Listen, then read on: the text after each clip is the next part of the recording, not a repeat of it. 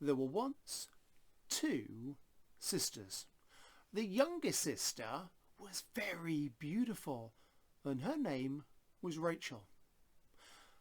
But the older sister wasn't beautiful at all. Some thought her quite ugly, and her name was Leah. Rachel was the kind of girl who always gets invited to the parties and chosen for the team. Everyone loved her. And poor Leah? No one hardly ever noticed her. One day, their cousin Jacob came to stay. He was one of Isaac's sons, and he was on the run. Jacob had stolen and cheated and made some enemies, including his own brother, and now he was hiding.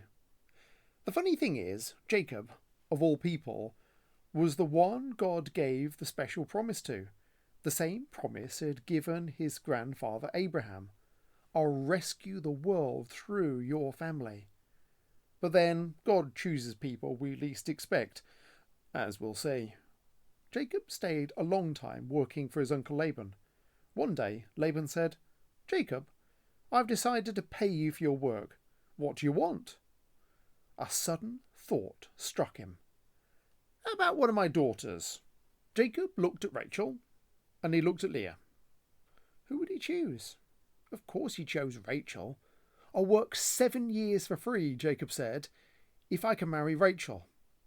So Jacob worked 7 years, and at last his wedding day arrived. But that night, Laban played a nasty trick on Jacob. Instead of sending Rachel to marry Jacob, he sent Leah.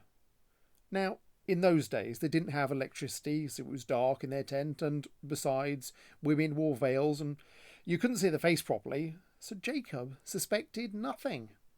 The next morning, Jacob woke up and screamed. His new wife was lying beside him, but it wasn't Rachel, it was Leah. Jacob jumped out of bed. "Laban!" he cried. "You scoundrel!" But Laban said, "Work for me another 7 years, and then you can marry Rachel." So Jacob worked for Laban another 7 years, and at last Rachel became his wife. Now Jacob had 2 wives, but of his 2 wives, Jacob loved Rachel the best. "No one loves me," Leah said. "I'm too ugly." But God didn't think she was ugly.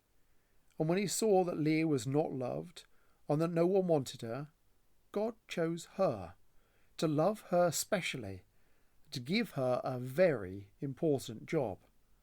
One day, God was going to rescue the whole world through Leah's family. Now, when Leah knew that God loved her, in her heart, suddenly it didn't matter anymore whether her husband loved her the best or if she was the prettiest. Someone had chosen her. Someone did love her, with a never stopping, never giving up, unbreaking, always and forever love. So when Leah had a baby boy, she called him Judah, which means, "This time I will praise the Lord." And that's just what she did. And you'll never guess what job God gave Leah. You see, when God looked at Leah, he saw a princess. And sure enough, that's exactly what she became. One of Leah's children's children will be a prince, the Prince of Heaven, God's son. This prince would love God's people. They wouldn't need to be beautiful for him to love them. He would love them with all of his heart, and they would be beautiful because he loved them, like Leah.